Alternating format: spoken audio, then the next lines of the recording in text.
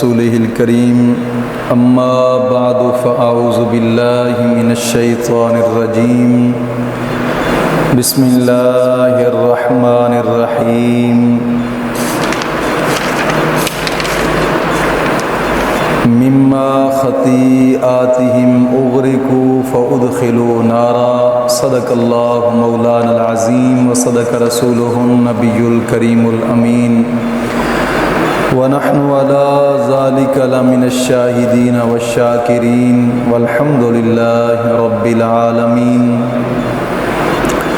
إن الله وملائكته يصلون على النبي يا أيها الذين آمنوا صلوا عليه وسلموا تسليما الصلاة والسلام عليك يا سيدي يا رسول الله وعلى آلك وأصحابك يا سيدي يا حبيب الله فرمان آخری نبی رسول ہاشمی صلی اللہ تعالی علیہ وسلم حضور فرماتے ہیں کہ جس نے مجھ پر ایک مرتبہ درود پاک پڑھا، ایک مرتبہ، فرمایا اللہ رب العزت اس پر اپنی 10 رحمتیں نازل فرماتا ہے، اور جس نے 10 بار مجھ پر درود پاک پڑھا مولا کریم اس پر 100 رحمتیں نازل فرماتا ہے، اور فرمایا کہ جس نے 100 بار مجھ پر درود پاک پڑھا اللہ رب العزت اس کی دونوں آنکھوں کے درمیان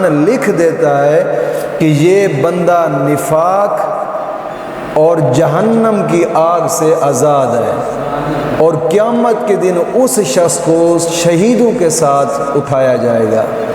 ایک مرتبہ پھر توجہ سے پڑھ لیجئے گا، الصلاۃ والسلام علیک یا سیدی یا رسول اللہ وعلی آلک واصحابک یا سیدی یا حبیب اللہ، الصلاۃ والسلام علیک یا سیدی یا نبی اللہ وعلی آلک واصحابک یا سیدی یا نور اللہ۔ حدیث پاک میں آتا ہے کہ انما الاعمال بالنیات، کہ اعمال کا دار و مدار نیتوں پر ہوتا ہے۔ تو دوستو اچھی نیتوں کے ساتھ بیٹھنے سے ایک تو ثواب بڑھ جاتا ہے، دوسرا رضا الہی کے لیے بیان سننا، رب کی رضا کے لیے، اور مکمل طور توجہ کے ساتھ بیٹھنا، اور تیسری نیت یہ کرنی ہے کہ جو سنوں گا اس پر مکمل طور پہ خود بھی عمل کروں گا اور دوسروں کو بھی اس کی تبلیغ کروں گا۔ دوستو آج کا اس موضوع کے اندر جو ہم نے باتیں کرنی ہیں وہ یہ ہے کہ عذاب قبر کے چند اسباب۔ ایک مختصر موضوع ہوگا کہ قبر کے اندر عذاب کن کن وجوہات سے انسان کو آتا ہے، کیا کیا وجوہات بنتی ہیں کہ جب قبر کے اندر انسان پر عذاب آتا ہے، کیا کیا وجوہات ہیں، وہ اسباب سبب کیا بنتے ہیں۔ یہ آج کا موضوع یہ ہوگا کہ عذاب قبر کے چند اسباب۔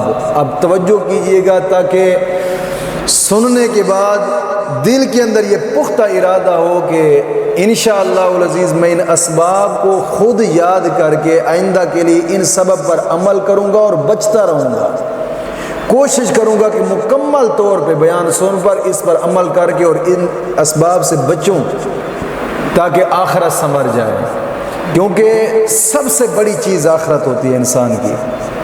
دنیا بھی کسی ذریعے بن جاتی ہے، انسان خود کمانے والا نہ ہو تو بیٹا کمانے والا اللہ دے دیتا ہے، بیٹا نہ ہو تو کوئی بھتیجا اللہ دے دیتا ہے، بھتیجا نہ ہو تو کوئی بھی رشتہ داروں میں سے اللہ رب العزت کوئی ایسا رحم دل اٹھا لیتا ہے کہ جو اس کی دنیا کو بنا دیتا ہے۔ لیکن جو آخرت کی کھیتی ہے یہ انسان خود ہی بنائے گا اور خود ہی اس پر عمل کرے گا۔ قبر کے اندر عذاب کن کن وجوہات سے آتا ہے انسان پر؟ حضرت ابو امامہ باہلی، حضرت ابو امامہ باہلی رضی اللہ تعالیٰ عنہ، یہ ایک صحابی رسول ہیں، حضور کے صحابی تھے۔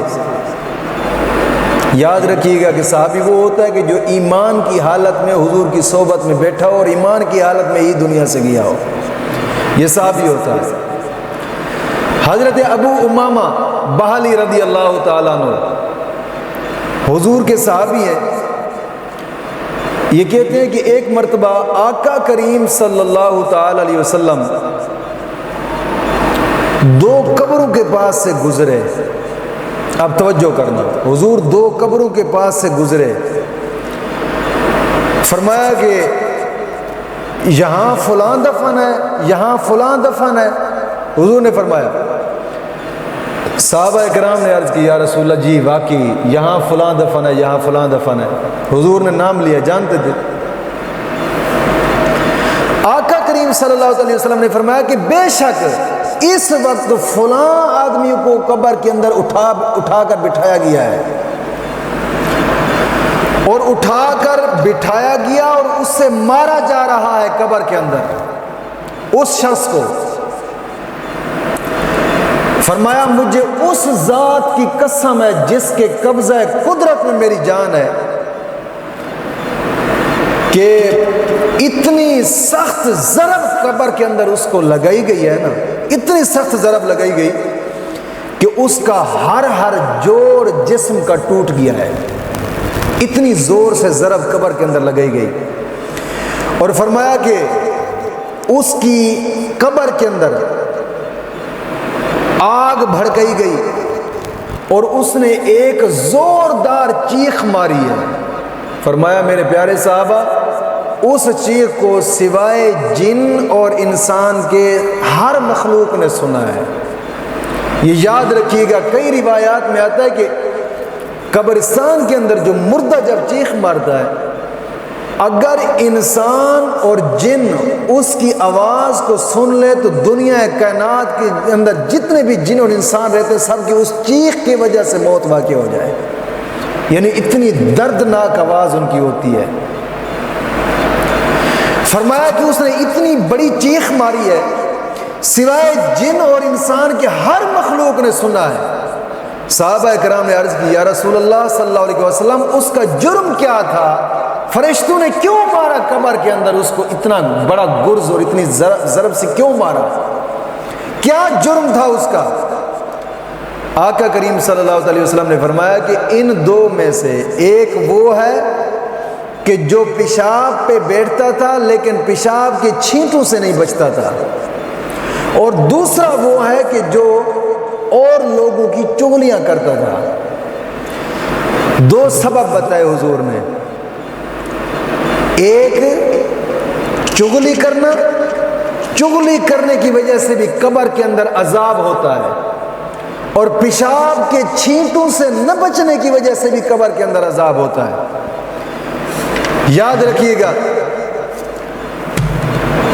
عذاب قبر سے اللہ کی پناہ مانگتے ہیں ہم کہ اللہ رب العزت نے اپنے محبوب کے صدقے ہم امید کرتے ہیں کہ انشاءاللہ العزیز کرم نوازی فرمائے گا۔ یاد رکھیے گا کہ قبر کا عذاب حق اور سچ ہے، یہ حضور کا فرمان مبارک ہے۔ یہ بات بالکل طے ہے کہ میرے آقا کریم صلی اللہ علیہ وسلم نے فرمایا کہ یہ امت قبر کے اندر آزمائی جائے گی، قبر کے اندر۔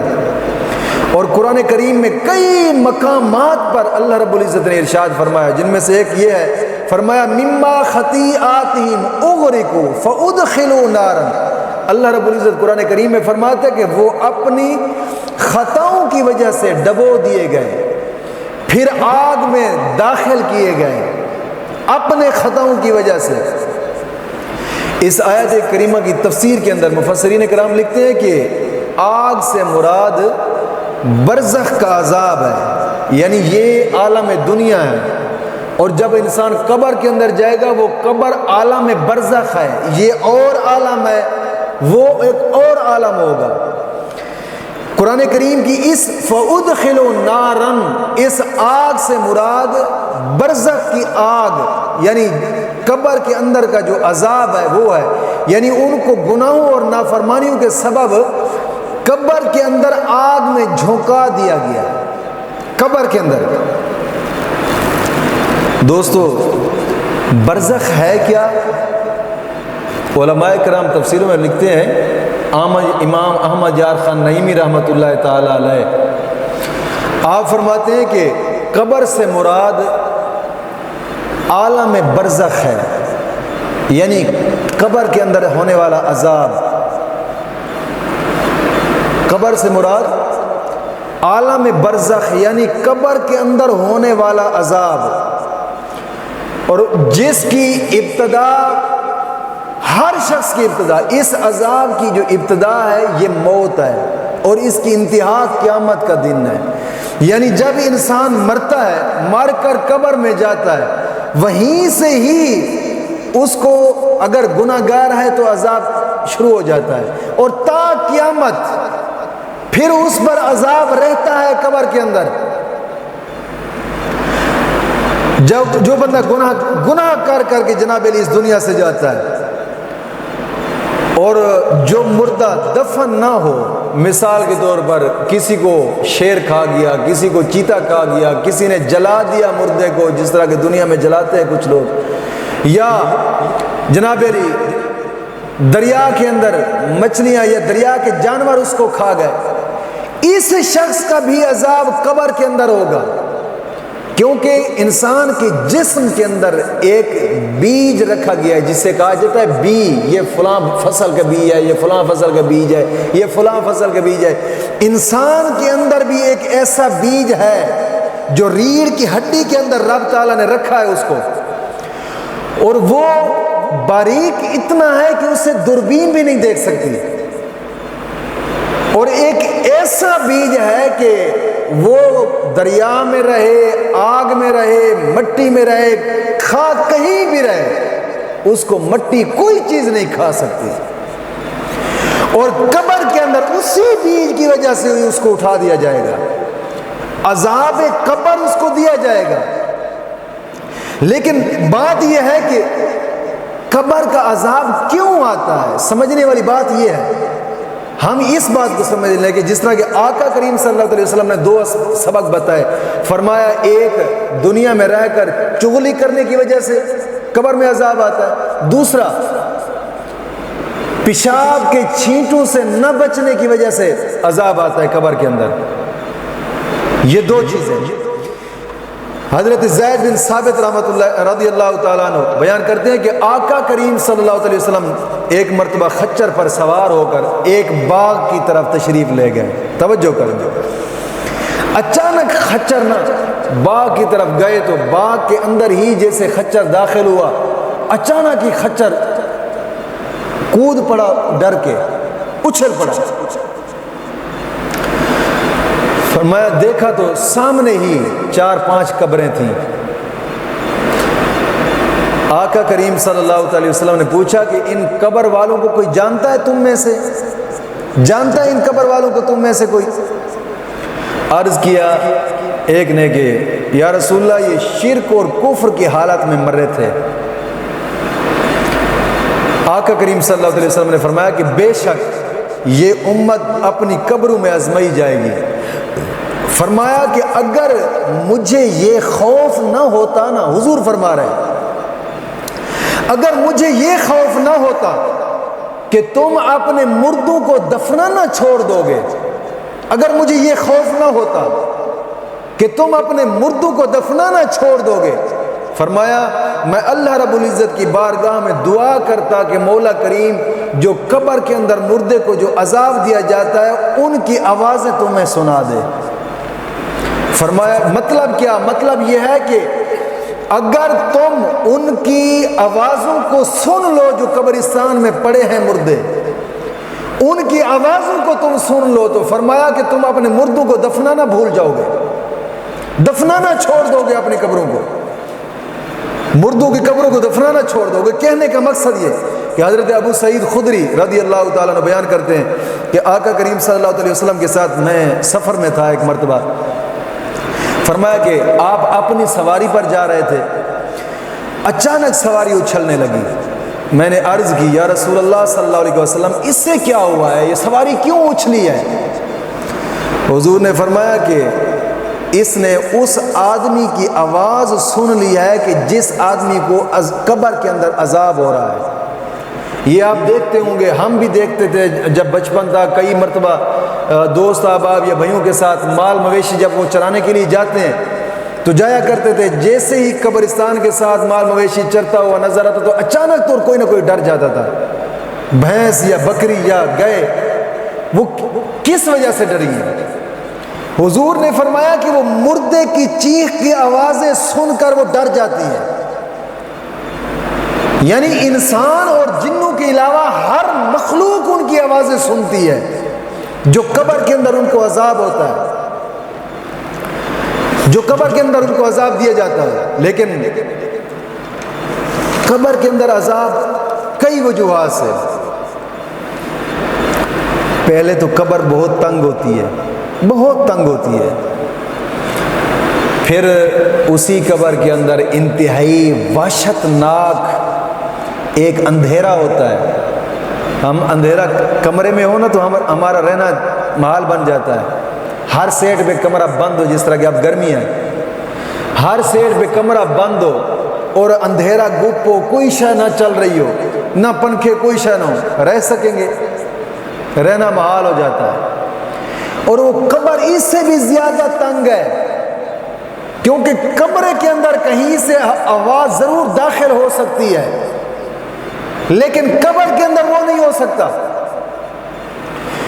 انتہائی وحشت ناک ایک اندھیرا, اور پھر تنہائی, عزیز رشتہ دار ان کا دور ہو جانا, اور دوست احباب کا دور ہو جانا, پھر دنیاوی ساز و سامان جو دنیا میں ہم اکٹھا کر کے آئے تھے, انسان کے دل میں اس کا بھی صدمہ ہوتا ہے جب مر جاتا ہے. کاش کہ یار میں اتنے سامان کو چھوڑ کر جا رہا ہوں دنیا سے. ایک صدمہ ہوتا ہے اس کے دل میں جب مرتا ہے, صرف بول نہیں سکتا, دل کے اندر صدمہ ہوتا ہے, ارمان ہوتا ہے یار میں اتنا دنیا کا مال چھوڑ کر جا رہا ہوں.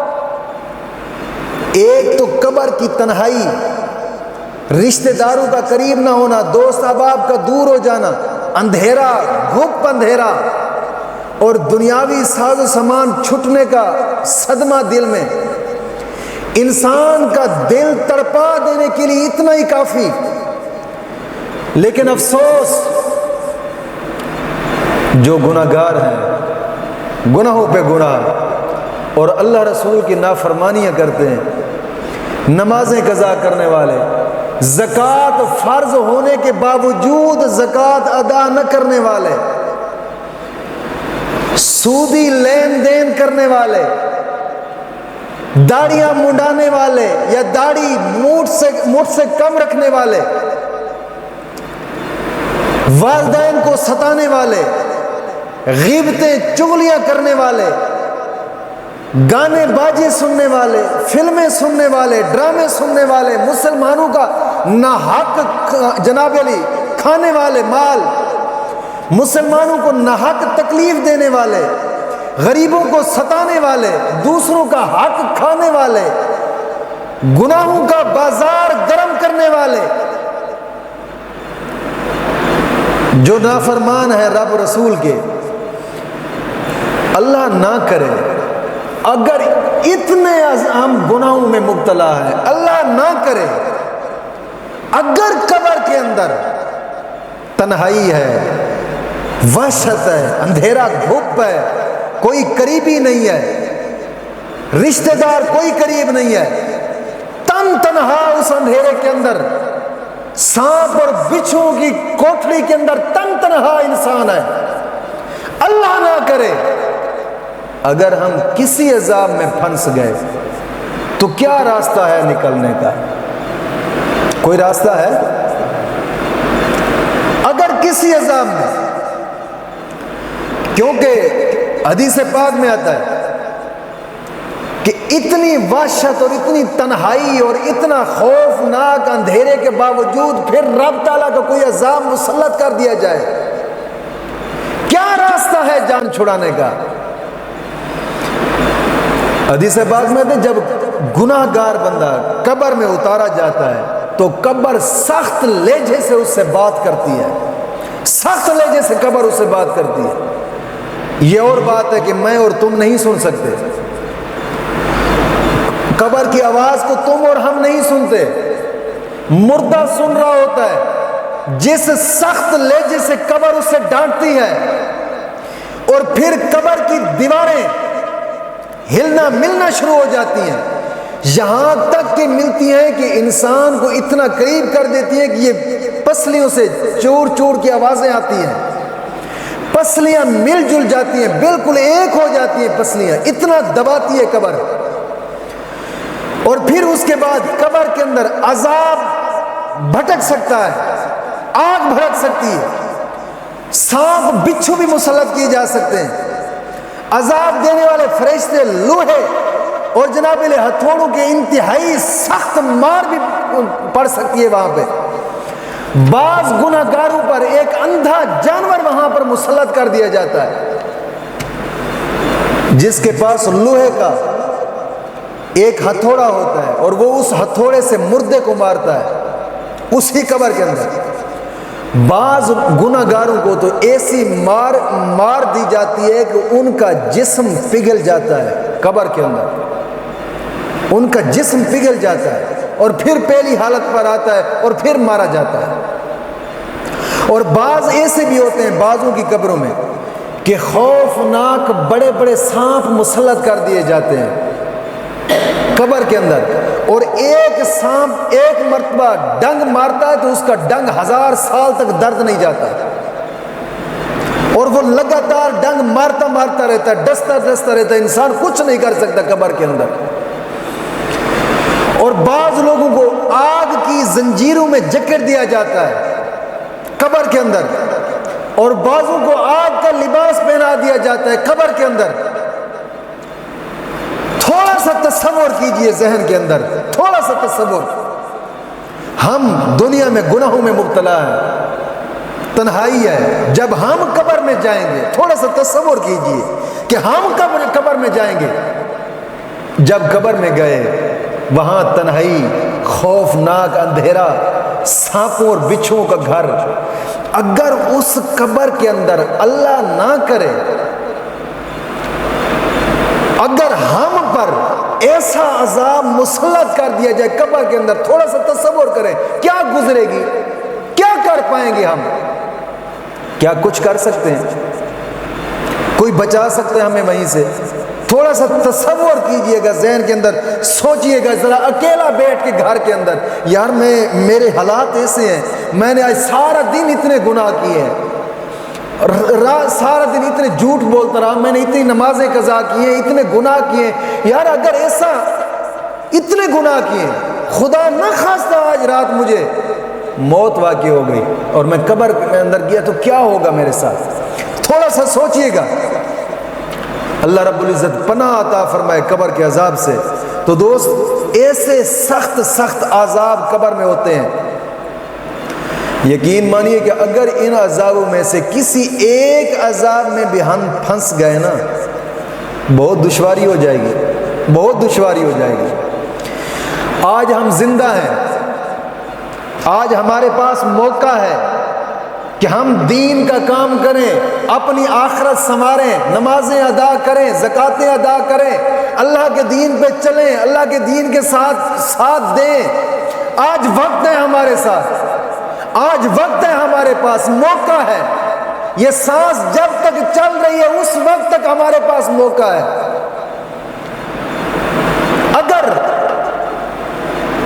نہ کر سکے کچھ تو یاد رکھیے گا قبر کے اندر جو عذابات ہوں گے کیا کریں گے آپ؟ حضرت جابر رضی اللہ تعالیٰ عنہ سے روایت ہے کہ ایک مرتبہ آقا کریم صلی اللہ علیہ وسلم فرمایا کہ ایک باغ میں تشریف لے گئے، ایک باغ کے اندر حضرت جابر فرماتے ہیں وہاں زمانہ جاہلیت میں مرنے والے کچھ لوگوں کی قبریں تھیں۔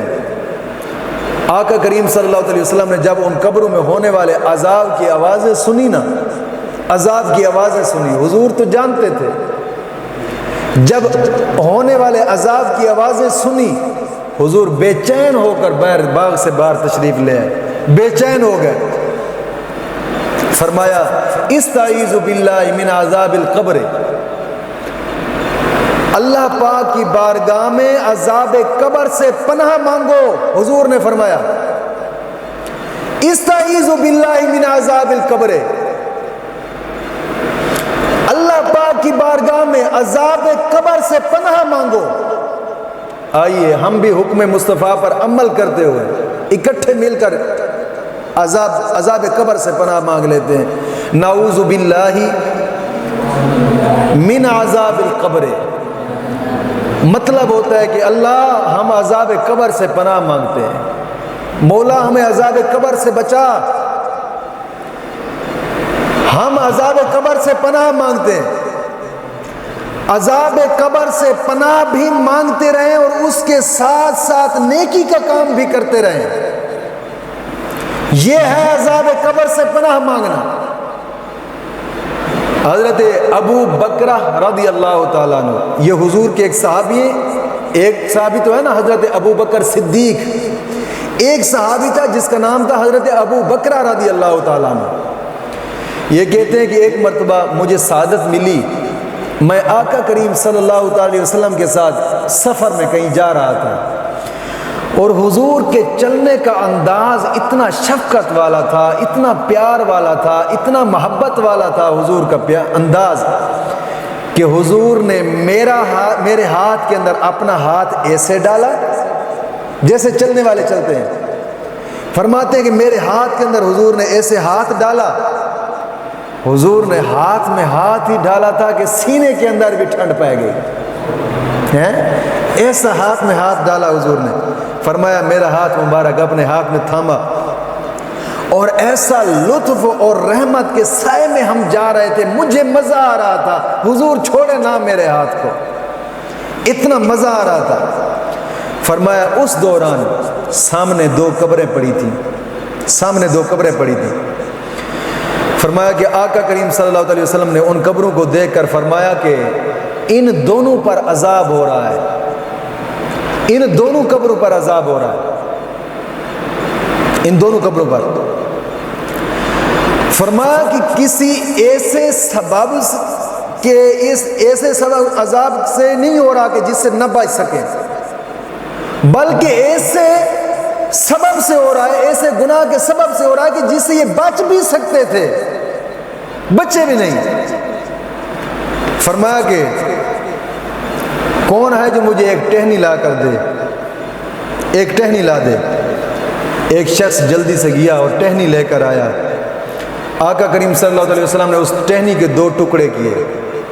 دو ٹکڑے کرنے کے بعد فرمایا ایک اس قبر پر رکھ دیا، ایک ٹکڑا اس قبر پر رکھ دیا اور فرمایا کہ جب تک یہ ٹکڑے تر رہیں گے ان کے عذاب میں کمی ہوگی، ان کے عذاب میں کمی ہوگی. اور فرمایا کہ ان دونوں کو قبر کے اندر جو عذاب ہو رہا تھا کس وجہ سے ہو رہا تھا؟ فرمایا ایک کو چغلی کرنے کی وجہ سے عذاب ہو رہا تھا اور دوسرے کو پیشاب کے چھینٹوں سے نہ بچنے کی وجہ سے قبر میں عذاب ہو رہا تھا. پیشاب کے چھینٹوں سے نہ بچنے کی وجہ سے. یہ کوئی بڑا کام نہیں ہے. آج ہمارا معاشرہ ایسا ہے کہ کہیں دو آدمی بھی بیٹھ جائیں تو تیسرے آدمی کی چغلی ضرور کر رہے ہوتے ہیں، ضرور گلہ کر یار وہ فلاں آدمی ایسا ہے، یار وہ فلاں آدمی ایسا ہے. مفت میں چغلیاں، مفت میں گلے شکوے. اور پھر پیشاب کے چھینٹوں سے نہ بچنا، کھڑے ہو کر پیشاب کرنے کی عادت اب بڑھتی جا رہی ہے. لوگ ظاہری بات ہے جس نے پینٹ شرٹ پہنی ہوئی ہوتی ہے وہ کون سا بیٹھ کر جناب علی پیشاب کر سکتا ہے، کھڑے ہو کر پیشاب کرتے ہیں. اور یہ رجحان اب بڑھتا جا رہا ہے. پیشاب کے چھینٹوں سے نہیں بچتے لوگ اور توجہ بھی نہیں کرتے، بس یار کون سی ہم نے نماز پڑھنی ہے. اب تو غیر مہذب لوگ اس طرح کے ہو گئے کہ دیواروں پر بھی پیشاب کرنا شروع کر دیا، گلیوں میں پیشاب، کوئی پیشاب کی چھینٹیں آتی ہیں تو کوئی پرواہ نہیں کرتے اس سے کہ پیشاب کی چھینٹیں پڑ رہی ہیں. یار اسی وجہ سے تو قبر کے اندر عذاب ہوگا. اور پھر ماحول مزید بڑھتا جا رہا ہے کہ ایئرپورٹ ہے، ایئرپورٹوں کے اندر جتنے بھی واش روم ہوتے ہیں وہاں کھڑے ہو کر پیشاب کیا جاتا ہے، بیٹھنے کی جگہ بھی نہیں ہوتی، کہاں سے چھینٹوں سے بچتے ہیں؟ ایسے جناب علی ماحول اور ایسا رجحان بڑھتا جا رہا ہے کہ جہاں 2 بیٹھیں گے 3 بیٹھیں گے، کسی کا گلہ چغلی غیبت، پیشاب پہ بیٹھیں گے تو پیشاب کی چھینٹوں سے نہ بچنا۔ یاد رکھیے گا کہ قبر کے اندر عذاب بنیادی اسباب اس کے 3 ہیں۔ حضرت قتادہ رضی اللہ تعالیٰ عنہ فرماتے ہیں کہ ہمیں بتایا گیا کہ عذاب قبر کو 3 حصوں میں تقسیم کیا گیا ہے، قبر کے عذاب کو 3 حصوں میں تقسیم کیا گیا ہے۔ پہلا حصہ فرمایا کہ 1/3 عذاب غیبت کی وجہ سے قبر میں آتا ہے، اور دوسرا فرمایا کہ 1/3 عذاب چغلی کرنے کی وجہ سے قبر میں آتا ہے، اور تیسرا 1/3 عذاب پیشاب کی چھینٹوں سے نہ بچنے کی وجہ سے قبر میں آتا ہے۔ یہ بنیادی 3 اسباب ہیں کہ قبر کے اندر عذاب آتا ہے۔ کون کون سی؟ پہلا بولیے گا ذرا، غیبت کرنے کی وجہ سے، دوسرا چغلی کرنے کی وجہ سے، اور تیسرا پیشاب کے چھینٹوں سے نہ بچنے کی وجہ سے قبر کے اندر عذاب آتا ہے۔ دوست، اللہ رب العزت کی بارگاہ کے اندر دعا ہے کہ مولا کریم ہمیں اس پر عمل کرنے کی توفیق عظیم عطا فرمائے۔ قبر کے اندر بنیادی جو اسباب ہوتے ہیں عذاب کے وہ صرف 3 ہیں۔ مولا کریم چغلی کرنے سے بھی ہمیں بچائے، غیبت کرنے سے بھی ہمیں بچائے، اور پیشاب کے چھینٹوں کا خیال نہ رکھنے کی وجہ سے بھی ہمیں بچائے۔ مولا کریم دین متین کی سمجھ عطا فرمائے۔ وما علینا الا البلاغ المبین۔